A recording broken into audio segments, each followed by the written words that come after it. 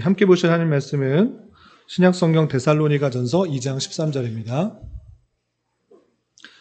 여러분들 갖고 계시는 교재 26페이지에 요절이 나와 있습니다. 교재 26페이지를 참조해 주시기 바랍니다.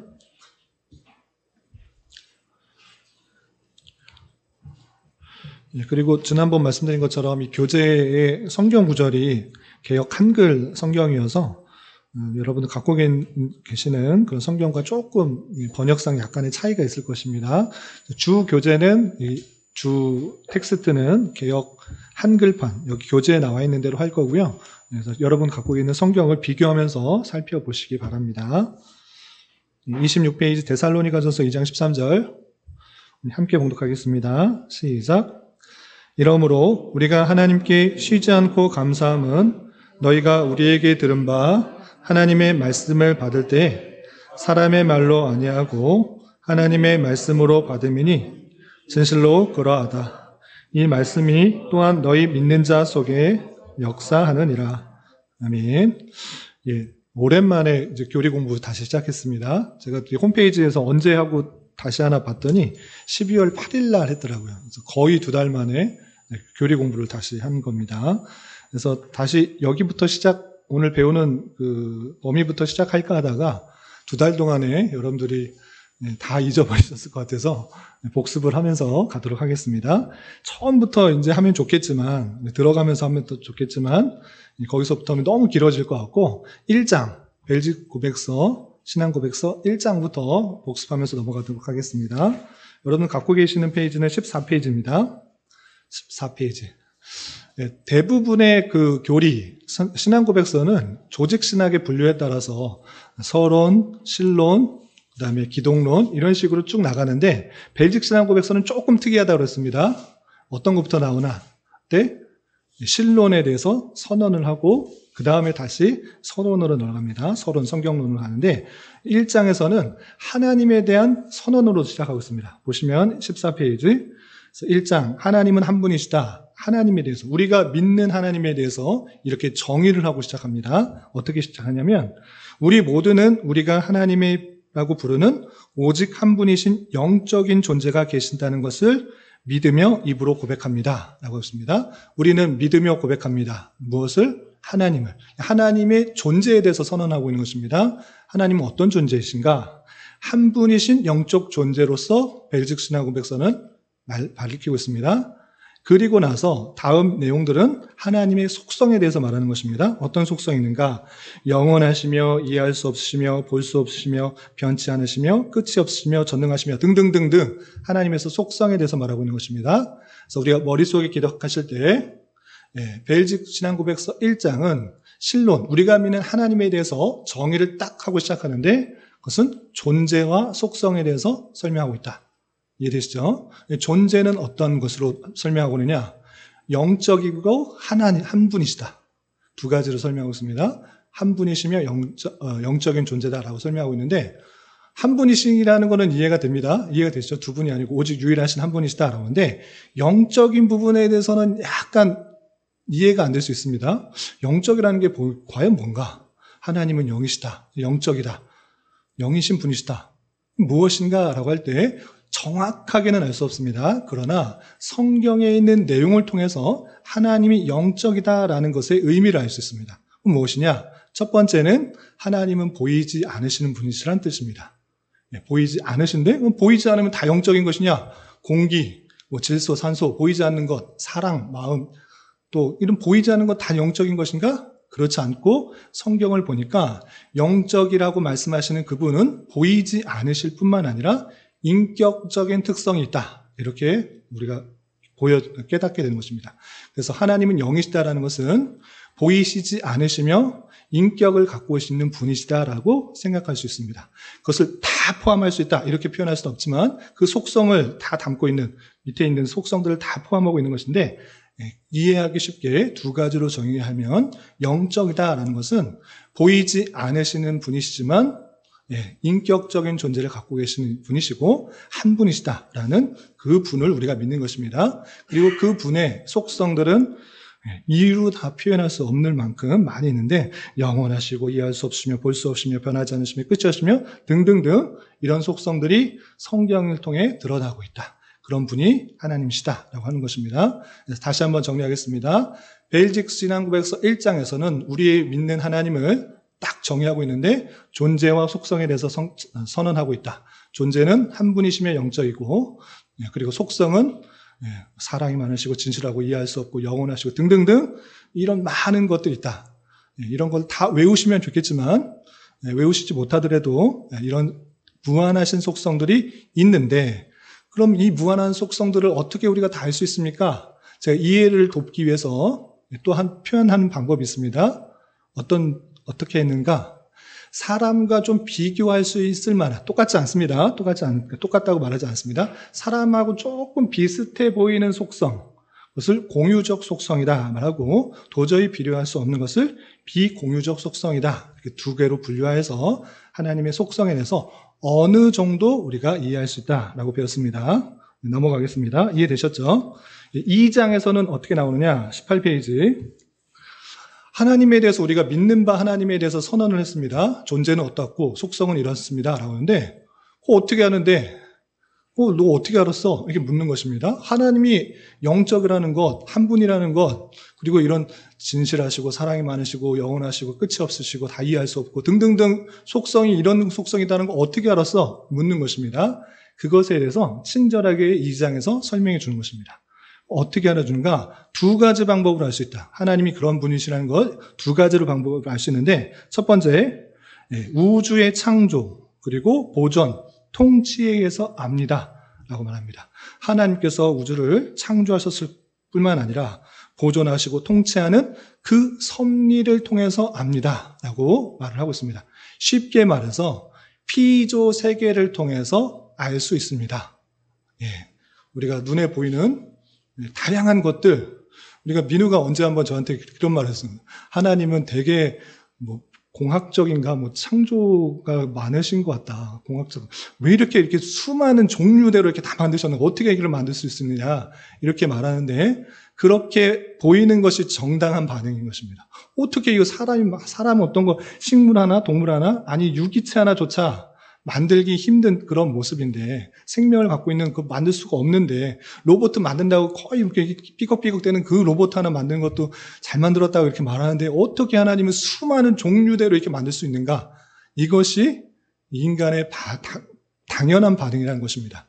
그래서 옛 구약 성도들은 수많은 별들을 보면서 하나님은 이렇게 많은 별들을 만들 수 있을까?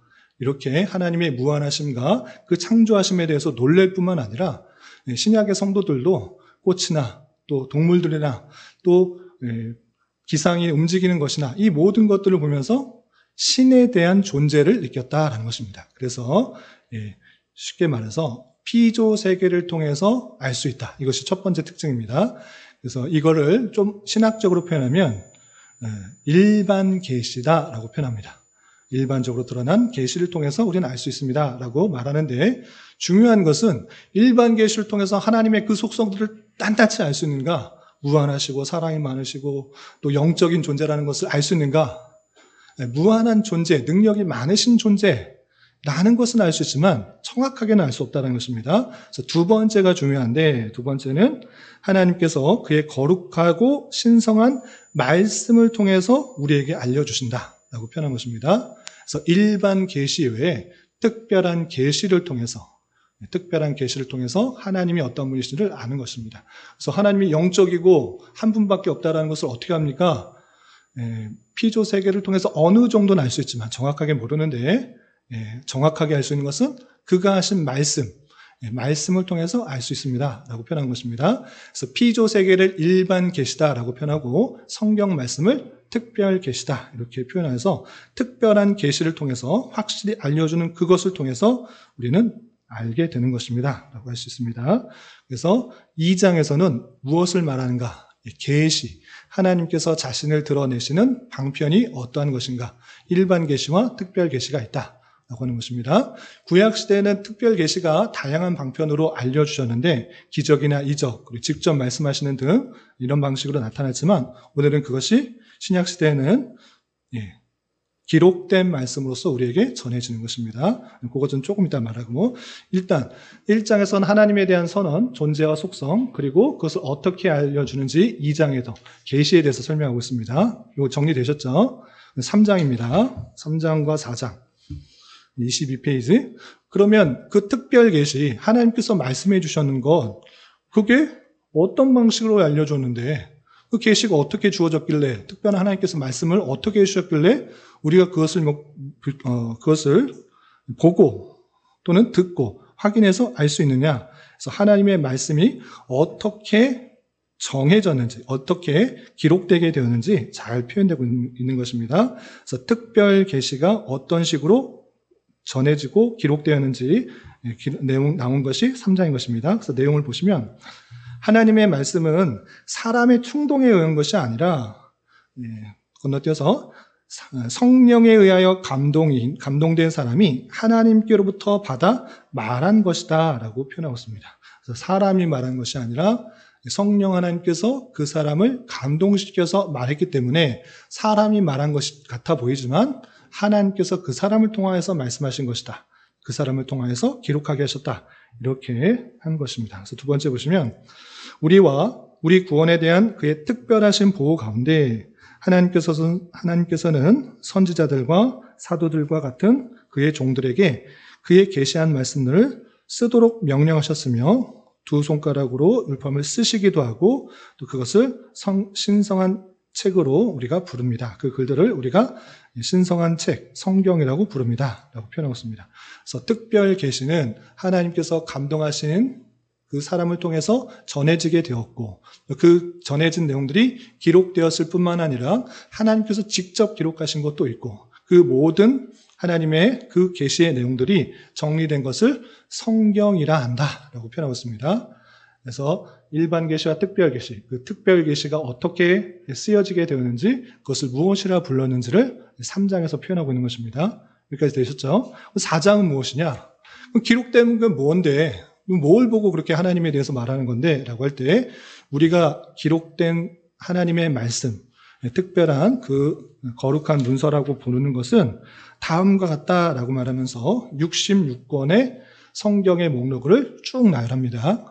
왜 이것을 나열합니까? 굳이 이것을 우리 당연히 66권인 거 알지 굳이 나열해야 되는 이유가 무엇입니까? 라고 혹 생각할 수 있는데 우리는 이것이 잘 정리되어서 나왔지만 이렇게 정리되어서 나온 게 항상 그렇지 않다라는 것을 오늘 시간, 우리가 배우는 오늘 시간에 알게 될 것입니다. 그것은 좀 차치하고 66권, 하나님께서 우리에게 주신 그 기록된 감동으로 전해주신 그 계시의 말씀은 66권이다. 그래서 구약 39, 신약 27권 있고 구약은 분류상으로 모세오경, 그 다음에 역사서, 시가서, 선지서가 있다. 이렇게 말했습니다. 요거 기억나시죠? 그래서 모세오경 외에 역사서는 몇 권 있다? 총 17권 있는데 대선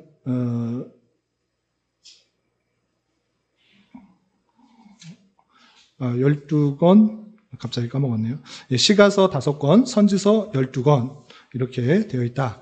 그 다음에 신약은 총 27권으로 되어 있는데 내 복음서 외에 역사서로서 사도행전, 서신서로서 총 21권 있는데 바울서신 14권, 공동서신 7권, 그리고 마지막 묵시록으로서 요한계시록 있다. 그래서 39, 27 이렇게 외우시면 된다라고 했습니다.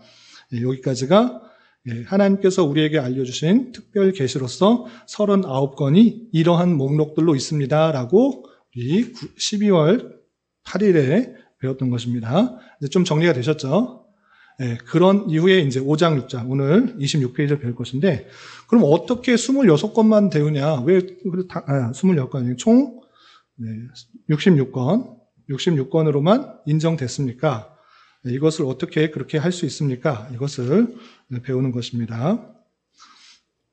그래서 27페이지, 성경의 권위. 이것이 어떻게 66권으로 정해졌는지, 그리고 그것을 받아들이지 않는 책들의 목록은 어떤 것들이 있는지 6장에서 배우겠습니다. 그럼 27페이지 5번 제5장 성경의 권위 하겠습니다.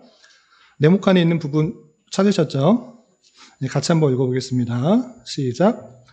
우리는 이 모든 책들이 그리고 이 책들만이 우리 믿음의 규칙과 기초와 확증에 있어서 거룩하고 경전의 권위를 가진 것으로 봤습니다.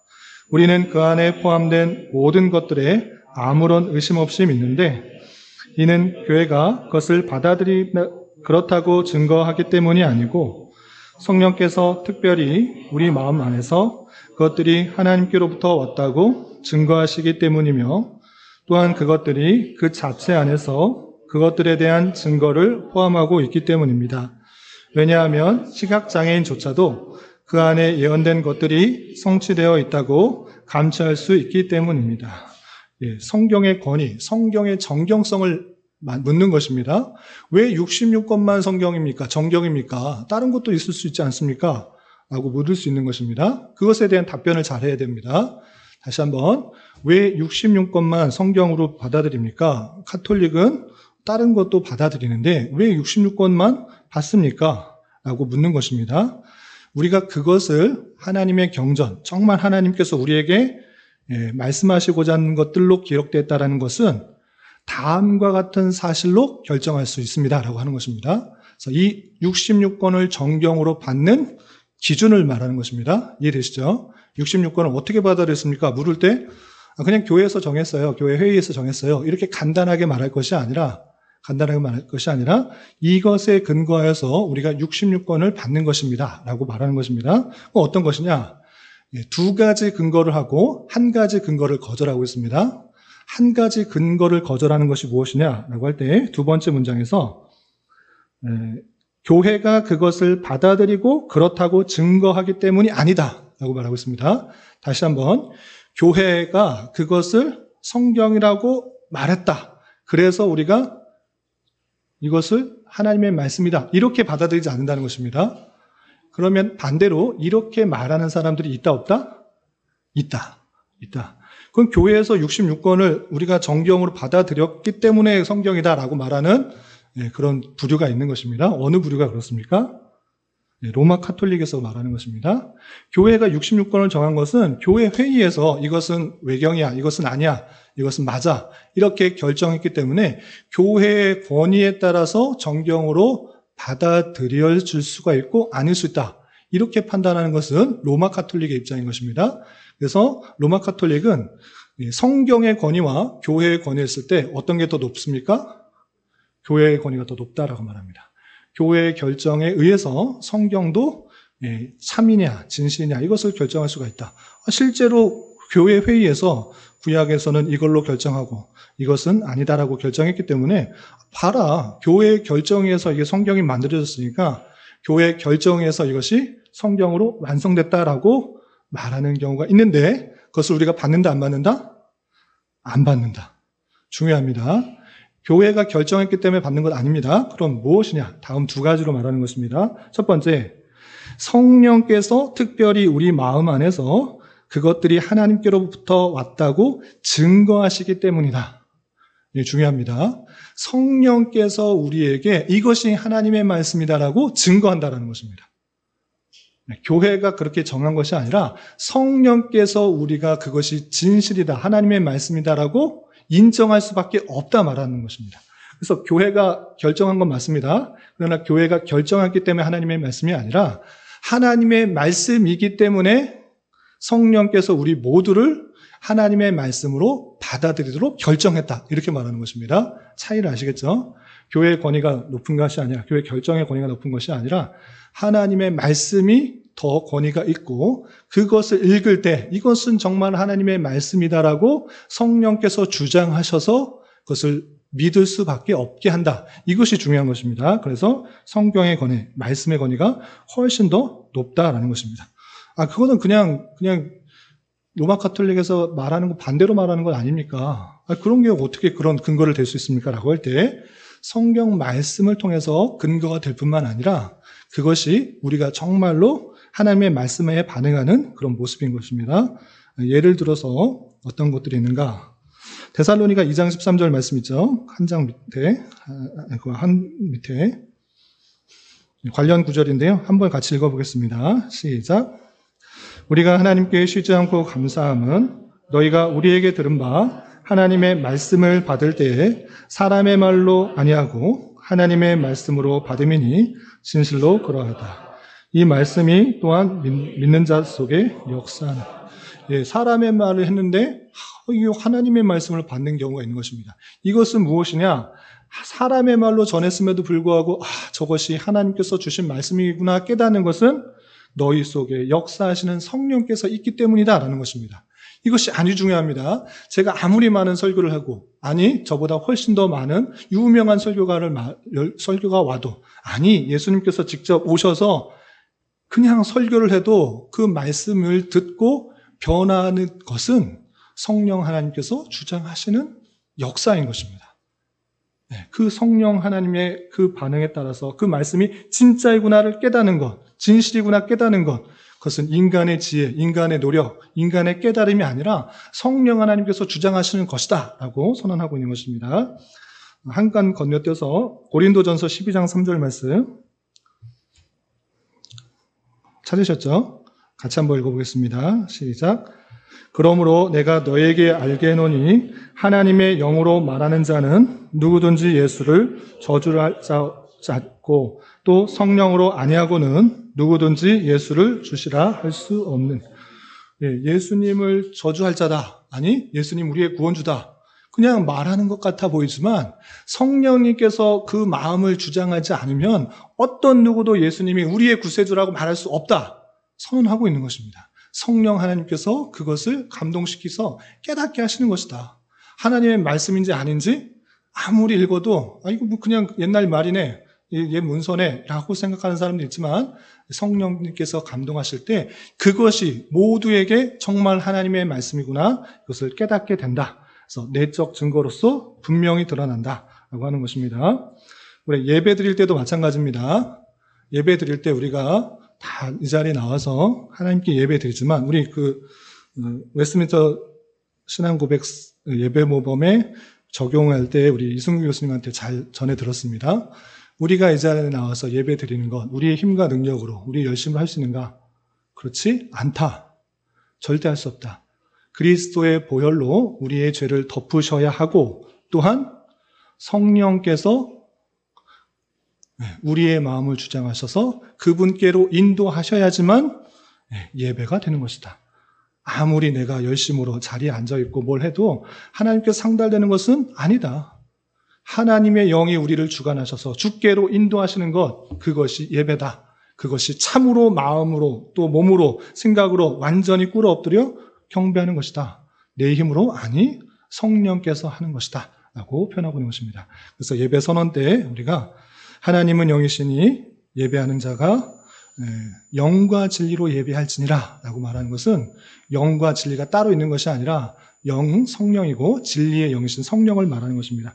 성령으로 말미암아 성령을 통하여서 주님께 나아가는 예배가 되는 것입니다. 마찬가지로 그 말씀이 어떻게 하나님의 말씀인 줄 아느냐, 교회가 결정했기 때문에 그런 것이 아니라 그 자체의 말씀을 읽고 이것은 하나님의 말씀이다라고 깨달아진다. 성령께서 주관하여 주시면, 그래서 그 모인 그 교회 회의 자리에 모든 사람이 이것은 하나님의 말씀입니다라고 고백되게 된 것이지, 교회가 그냥 결정했으니까 그렇게 인정된 것 아니다. 말씀이 더 위에 되고 성령께서 더 앞선다라고 표현하고 있는 것입니다. 그래서 정경으로 인정되는 첫 번째 기준에 있어서는 성령께서 우리에게 하나님께로부터 왔다라는 확신과 또 믿음을 허락하여 주시기 때문에 그것이 정경으로 인쳐진다라는 것입니다. 그리고 두 번째, 다시 그 네모칸 위로 가셔서 또한입니다. 두 번째는 뭐냐면 그것들이 그 자체 안에서 그것들에 대한 증거를 포함하고 있기 때문입니다 라고 되어 있습니다. 자체 안에서 증거가 있다. 무슨 말입니까 도대체? 친절하게 해설해 주고 있습니다.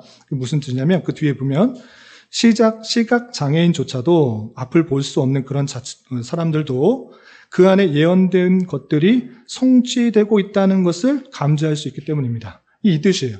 그 자체의 증거가 있다는 것은 보지는 않아도 말씀을 들어서 이것이 모두가 성취되고 있구나.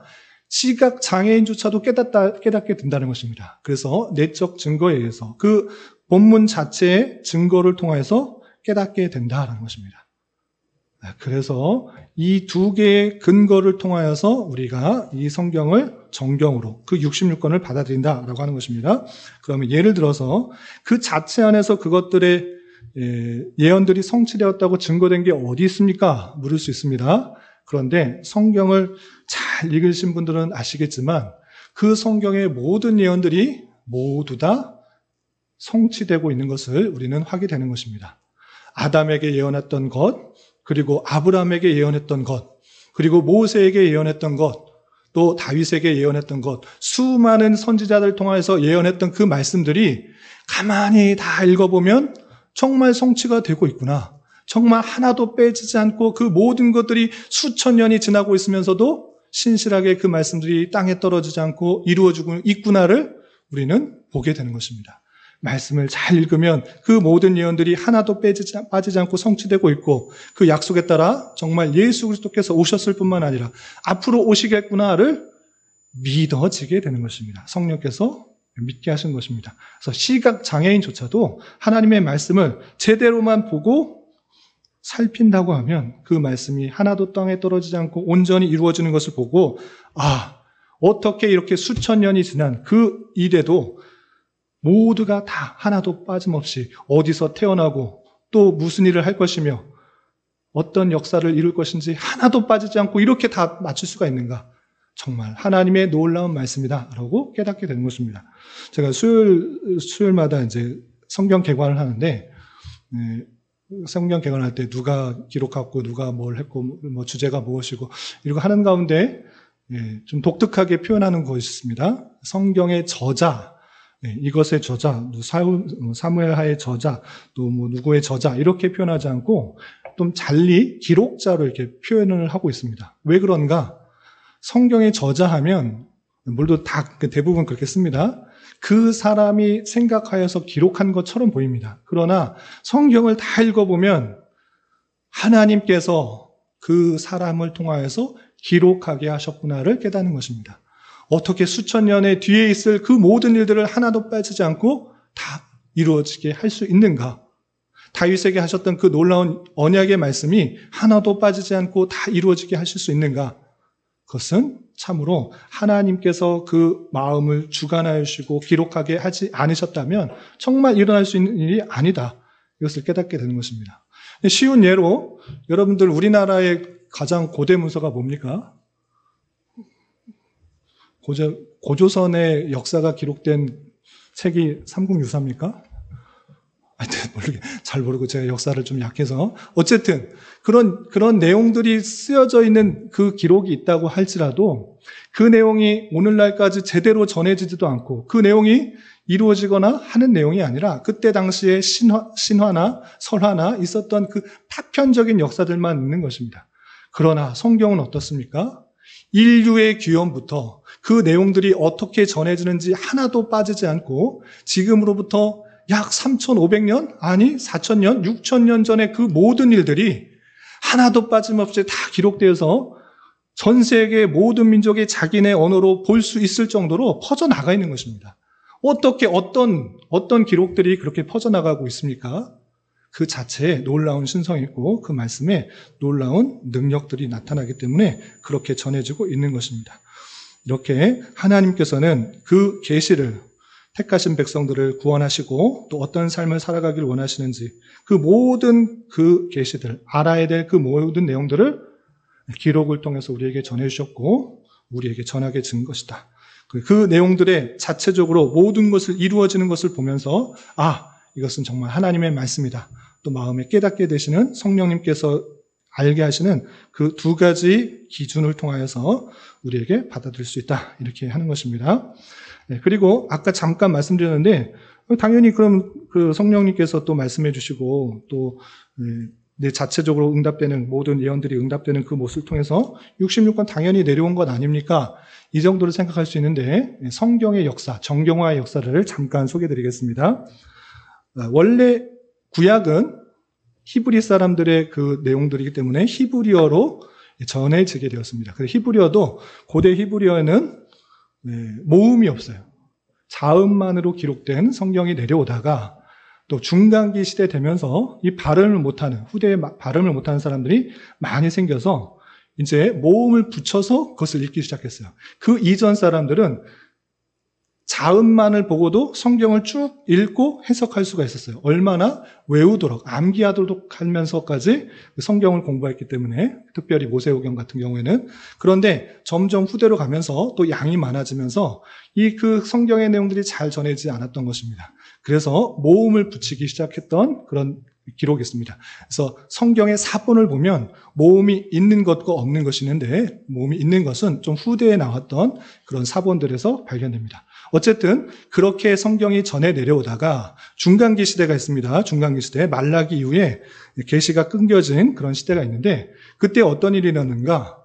헬라 시대로 말미암아 알렉산더에 의해서 전체가 나라가 이렇게 헬레니즘이라고 세계사 때 들어보셨죠? 헬레니즘 시대가 돼서 이 그리스가 패권을 장악했던 그런 때가 있었습니다. 그래서 이 히브리 사람들도 그 패권에 따라서 군대로 끌려가기도 하고 포로로 끌려가기도 하고 다 디아스포라, 다 흩어져서 살게 되었던 것입니다. 유대 그 팔레스타인에 사는 것이 아니라 이곳저곳 흩어져서 살게 되었습니다. 그런데 그렇게 됨으로 말미암아 문제가 발생한 것입니다. 어떤 문제가 발생하는가? 흩어져 살니까 이 나라 말도 히브리 말을 쓰겠습니까? 아니면 헬라 말을 쓰겠습니까?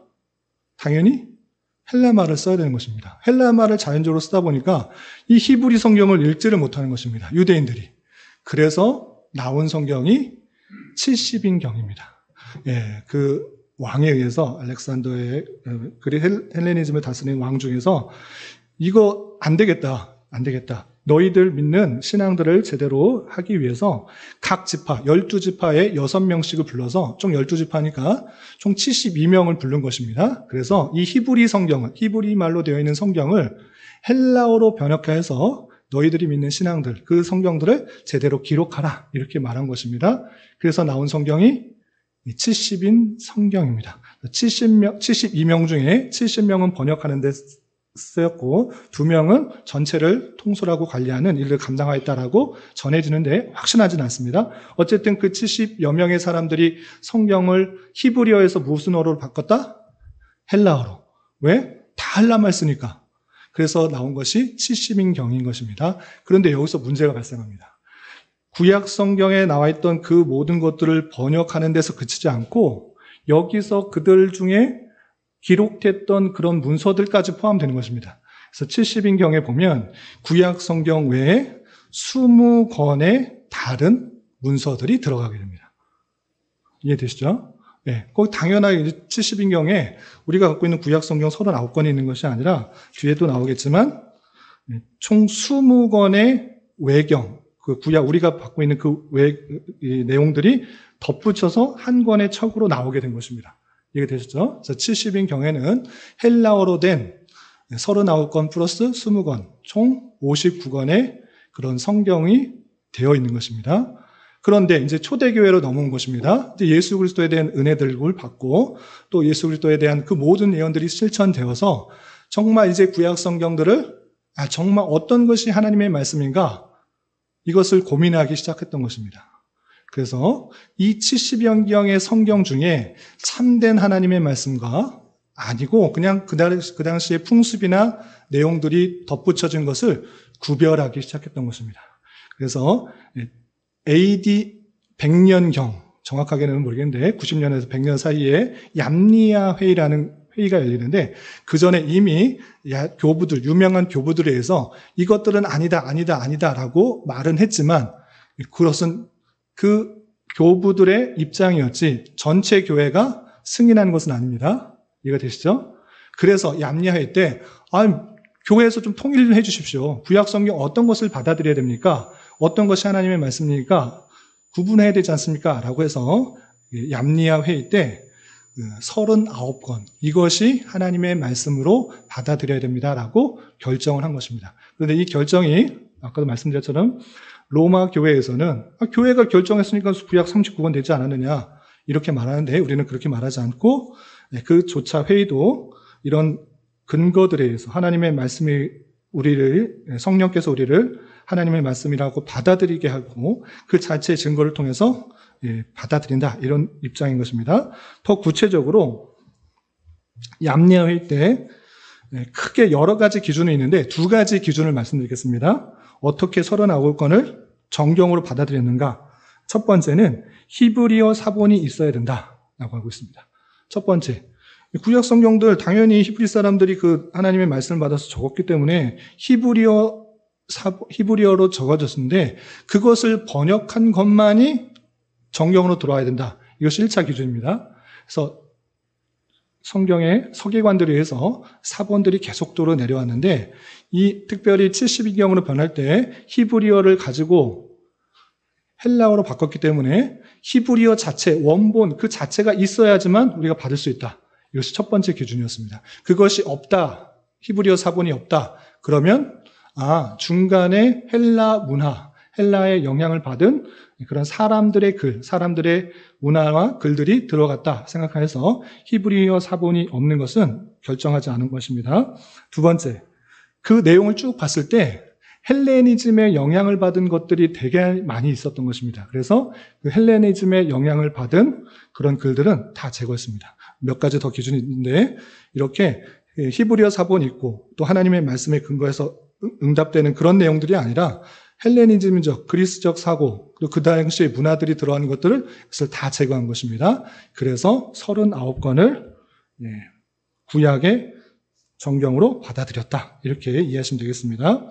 그러면 신약 성경은 언제 받아들였는가라고 할 때 AD 397년, 이것은 정확하게 기록이 남아있기 때문에 알 수 있는데 카르타고 제3차 에큐메니칼 회의에서 신약 27권이 정경으로 받아들여졌습니다.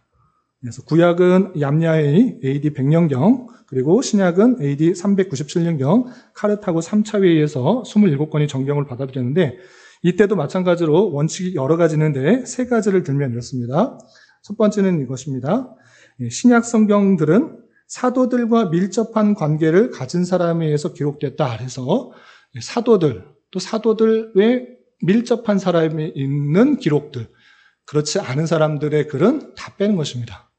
뒤에 다양한 사람들이 나오는데 그런 것들을 다 뺐다, 이렇게 할 수가 있고, 그리고 두 번째는 교리의 일관성을 가지고 있어야 된다라고 기준을 들었습니다. 그래서 바울 서신의 그 기록들과 전혀 다른 이야기를 한다? 그런 것들은 다 뺀 것입니다. 그리고 세 번째, 당시 교회에 하나님의 말씀으로 인정을 받았는가라는 것입니다. 초대교회 당시에 이 문서들이 있었고 그 문서들을 교회들이 정말 따랐는가, 아니면 그 한 사람의 그냥 이야기로 취급하였는가, 그것을 다 조사한 것입니다. 그래서 이런 기준들에 의해서 크게 세 가지 기준에 의해서 신약 성경은 이것으로 결정하자. 그래서 27권이 결정된 것입니다. 그런데 이것을 받아들이지 않는 그런 로마 카톨릭에서는 이것들을 받지 않고 그대로 70인경에서 받아서 거기에서 정리하여서 외경을 받아들인 것입니다. 그래서 총 20개 중에서 14개만 그 안에 포함해서 신약 39권, 구약 39권, 신약 27권, 그 사이에 외경을 14개를 펴내서 자기네 성경으로 받고 있는 것입니다. 이해가 되시죠? 그래서 카톨릭이 갖고 있는 성경은 외경이 포함되어 있는 것이기 때문에 당연히 이것들은 우리가 아닙니다, 받을 수 없습니다라고 목록을 하나하나 열거하고 있는 것입니다. 그러면 외경은 어떤 것들이 있습니까? 그것이 6장에 이렇게 표현되고 있는 것입니다. 28페이지입니다. 정리되셨나요? 대충 되셨을 것이라고 생각하고, 다시 그 로마 카톨릭이 구약과 신약 성경의 그 내용들 외에 자신들이 결정한 외경까지 포함 성경을 가지고 계속적으로 할 때 지금 귀도 브레나 또 루터나 칼빈이나 이런 개혁자들이 초대교회 때 결정했던 그 근거에 의해서 이런 것만 받아들여야 됩니다라고 종교 개혁을 통해서 66권을 다시 우리 개혁교회, 프로테스탄트 교회의 성경으로 받게 된 것입니다. 역사적 흐름을 좀 따라오시면 되겠습니다. 그러면 정경 그리고 외경엔 어떤 차이가 있고 어떤 것들이 있습니까? 6장에 잘 나와 있습니다. 28페이지 네모칸 찾으셨죠? 천천히 읽어보겠습니다. 시작. 우리는 이 거룩한 책들을 외경으로부터 구별합니다. 외경은 에스드라 3과 4, 토비트, 유딧, 지에서, 집에서, 바룩, 아사랴의 기도와 불 속에서의 새 젊은이의 노래, 수산나, 벨과용, 므낫세의 기도, 마카베오, 상가 하입니다. 교회는 그것들이 정경과 일치하는 한에 있어서 그것들을 읽거나 그것들로부터 교훈을 취할 수 있습니다만 그것들의 증거로부터 믿음이나 기독교 종교의 어떤 점을 확증할 만한 그러한 능력과 권위를 가지에게는 너무나 거리가 멀 뿐 아니라 오히려 정경의 권위를 떨어뜨리는 데 쓸 수 있습니다. 이 외경이 카톨릭 교회 성경에는 구약과 신약 사이에 들어 있습니다. 누구든지 은혜의 복음을 믿게 될 때 이 외경들이 하나님의 말씀이 아닌 것을 쉽게 알게 됩니다. 앞 문장에서는 정경과 외경을 구분하는데 이 외경에는 어떤 것이 있습니까? 라고 쭉 열거하고 있습니다. 원래 총 14개가 있어야 되는데 여기 하나 빠진 것이 있습니다. 여기 그 바룩 뒤에 외경은 에스드라 3과 4, 토비트, 유딧, 지에서, 집에서, 바룩 그 뒤에 아사랴의 기도 전에 에스더의 부록이 있습니다. 에스더의 부록.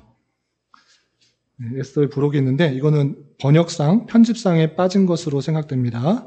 원래 총 20개 중에 14개의 외경이 카톨릭 성경에 들어있는데 여기에 그냥 편집상의 오류로 에스더서의 부록, 에스더의 첨부서가 빠져 있습니다. 거기다 그냥 써 놓으시기 바라고. 어쨌든 이 14개가 외경입니다. 이것들은 우리가 정경으로 받을 수 없습니다. 정경으로 받는다고 할지라도, 정경 받는 것이 아니고 교훈을 취할 수 있다고 할지라도 어떤 것을 교훈을 취할 수 있는가? 정경과 일치하는 한에서 그것을 읽거나 교훈을 취할 수 있지만 그 내용을 쭉 보면 정경하고 일치하는 교훈, 맞지 않는 교훈, 헬레니즘적 사고와 그때 당시의 상황들을 그냥 기록한 것들이 너무 많다. 그러니 그것은 참고 정도로 할 수 있다. 오히려 그것들을 읽다가 어떻게 되는가? 능력과 권위를 가지기에는 너무 거리가 멀 뿐 아니라 정경의 권위를 오히려 떨어뜨릴 수가 있다. 그런 것을 읽다가 이것은 여기서는 이렇게 말했는데요. 이렇게 한 것인데요.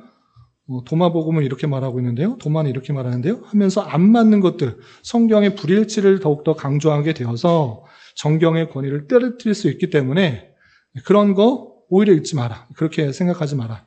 그런데 혹여나 읽다가 기독교 그 정경과 일치하는 그 부분이 어느 조금 있을 텐데 그것은 그 교훈으로 취할 수 있지만 그것이 믿음이나 또 확증할 만한 어떤 것을 드러내는 하나님의 말씀으로 우리는 받지 않는다. 그냥 그때 당시에 사람들의 생각과 가치관과 풍습을 어느 정도 이해하는 데 도움이 될 뿐이지 그것이 정경으로 들어와서 정경의 내용과 오류가 내거나 불일치를 나거나 권위를 떨어뜨리는 내용들이 있을 수 있는 줄 알아? 그것들을 받지 않는다. 이렇게 말하는 것입니다. 그런데 내용을 읽어보면 복음과 너무나 거리가 먼 그런 사적인 내용들이 많기 때문에 하나님의 말씀이 아닌 것을 쉽게 알 수 있다라고 표현하고 있습니다. 저도 직접적으로는 대하지 못했고 벨직 신앙고백서 해설서를 보면서 어떤 제일 짧은 그 서를 봤는데 그냥 성경하고 내용하고 전혀 상관없는 그런 내용이고 좀 외설적인 내용들도 포함되어 있는 것을 얼핏 봤습니다. 제가 묵상하면서 막 밑줄 그으면서 안 읽고 쭉 그냥 속독하면서 읽었는데 이거 좀 조잡하다 정도, 제가 다 읽은 건 아닌데 어떤 한 것을 읽었는데 좀 조잡하다, 좀 외설적이다라는 느낌을 받았습니다. 그 마찬가지로 여기도 나온 것처럼 봤을 때 이 외경이 하나님의 말씀이 아니라는 것을 누구나 쉽게 알 수 있을 정도로 내용이 다르다. 이렇게 표현하고 있습니다. 그래서 제가 열심히 찾아보시고 틀린 것을 확인하고 밑줄 쳐오십시오 이렇게 안 하겠습니다. 하나님 말씀 배우기도 지금 바쁘고 다 이해하기 힘든데 언제 이걸 다 읽고 저도 잘 안 찾아봤어요. 이런 것이 있다라는 정도만 확인했는데 찾아보시지 말고 이런 것들은 그냥 참고 정도, 이런 사람들의 생각과 느낌들이 있었다, 이런 사고들이 있었다라는 정도로 해야 되지 그것이 정경으로 들어와서는 안 된다. 이런 것을 구체적으로 목록을 말하는 이유는 그렇게 목록을 넣어서 하고 있는 로마 카톨릭이 있기 때문에 표현하고 있는 것입니다.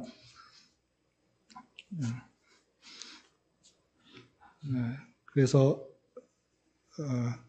그리고 그 로마 카톨릭이 그 받아들이는 가운데 있어서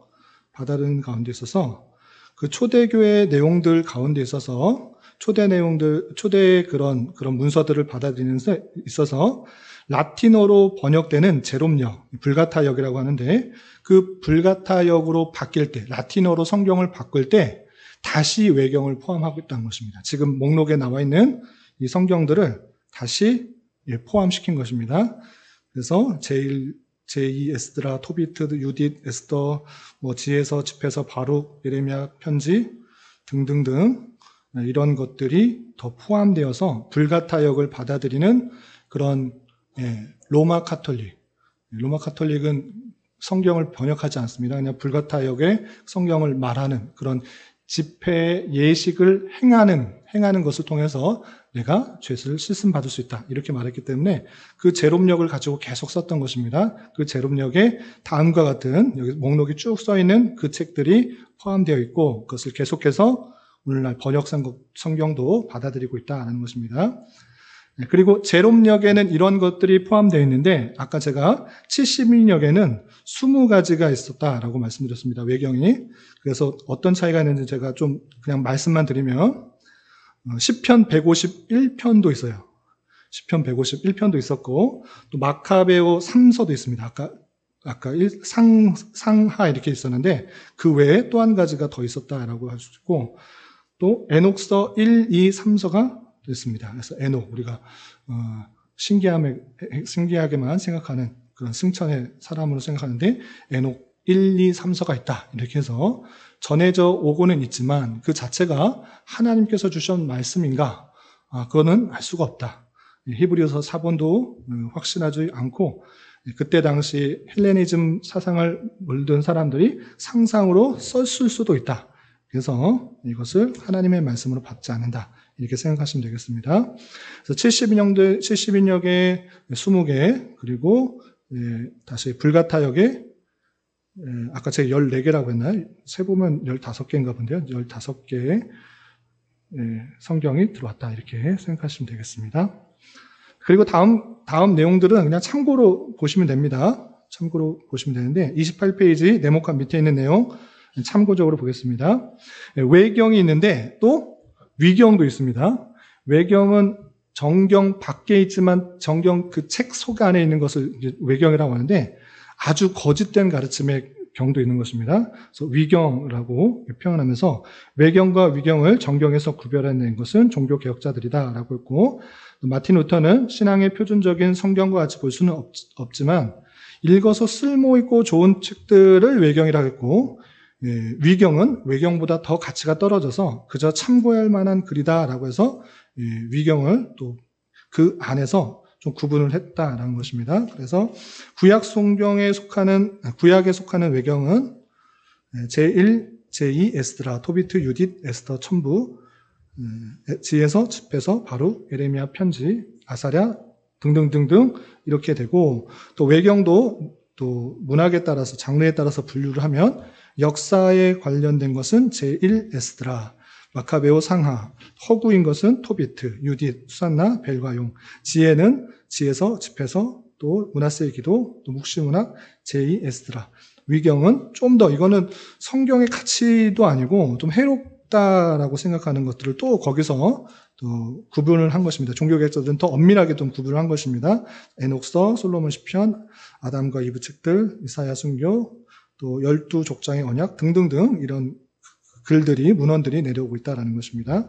그리고 신약에 속한 외경들 명칭을 보면 제1야고보, 도마, 유아기에 대한 아르메니안 복음, 니고데 복음, 바돌로메 복음, 애굽인의 복음, 베드로 복음 등의 그런 위경들이 있다. 이렇게 표현되고 있고, 그리고 또 내용에 따라서 분류를 하면 예수님의 초기 생애에 대해서 기록한 것은 뭐 제1 야고보 복음, 도마 복음, 유아기에 대한 아르메니안 복음, 음부에서의 예수의 경험을 된 것은 니고데모의 복음, 바돌로메 복음, 이단교리를 지지하기 위한 복음은 애굽인의 복음, 빌라도의 죄를 극소화하기 위한 기록은 베드로 복음, 니고데 복음 등이 있다. 그냥 참고적으로 알아두시면 됩니다. 성경 66권의 분류도 쉽게 잘 못 외우시는데 이것까지 하시려면 머리가 복잡하니까 성경 정경 외에 다양한 위경과 외경들이 있었고 이것들 가운데 하나님의 그 말씀을 통해서 성령께서 하나님의 말씀이라고 깨우쳐주는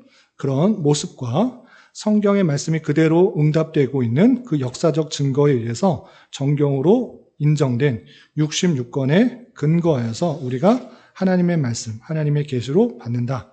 이렇게 할 수 있는 것입니다. 좀 정리가 되셨나요? 이해되셨죠?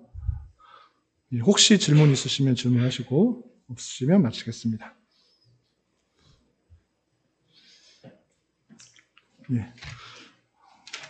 그러면 여기까지 하시고 마무리 읽고 마치겠습니다. 오늘 우리는 벨직 신앙고백서 제5장과 6장에 대해서 배웠습니다. 성경 말씀의 신성과 권위에 비하여 외경과 비정경성에 대하여도 배웠습니다. 말씀에 대하여 배운 성도답게 말씀을 귀하게 여기며 말씀을 귀담아 들으며 준행하며 살아갑시다. 아멘. 기도하고 마치겠습니다. 하나님 아버지 감사합니다. 오늘 하나님께서 우리에게 주신 성경의 말씀이 어떻게 또 정경으로 권위를 가지는지 또 살펴보았습니다. 하나님께서 우리를 사랑하셔서 필요한 말씀을 모두 기록된 말씀으로 주셨을진데 그 말씀을 더욱더 귀하게 여기며 부지런히 읽고 살펴서 하나님께서 우리에게 또 주시는 깨달음과 또 은혜로서 주어진 삶을 힘있게 살아가게 하여 주시고 또한 어지럽고 복잡하고 혼란한 이 시대에 또 더욱더 주님을 의지하며 주님의 말씀을 분별하여서 그 뜻을 실천하며 살아가는 저희 모두가 될 수 있도록 인도하여 주시옵소서. 주님, 교회 내에 육체의 연약함으로 또 병원에 치료를 받는 여러 성도들이 있사오니 주님께서 지켜주시고 또 건강하게 회복시켜 주시며 하나님께서 주시는 놀라운 은혜 가운데 하루하루 순간순간을 살아갈 수 있는 저희 모두가 될 수 있도록 인도하여 주시옵소서. 주님, 2월은 교회라는 주제로 한 달을 보내고 있습니다. 교회의 참된 의미를 잘 생각하여서 이 땅에서의 교회의 사명들을 잘 수행하며 행할 수 있는 우리 모두가 될 수 있도록 인도하여 주시옵소서. 이후에 또 운영위원회 모임이 있을진데 또 그 회의를 통하여서 주님의 교회를 주님의 마음으로 잘 계획하며 준비할 수 있는 은혜의 시간이 될 수 있도록 인도하여 주시옵소서. 이 모든 말씀 예수님의 이름으로 감사히 기도드리옵나이다. 아멘.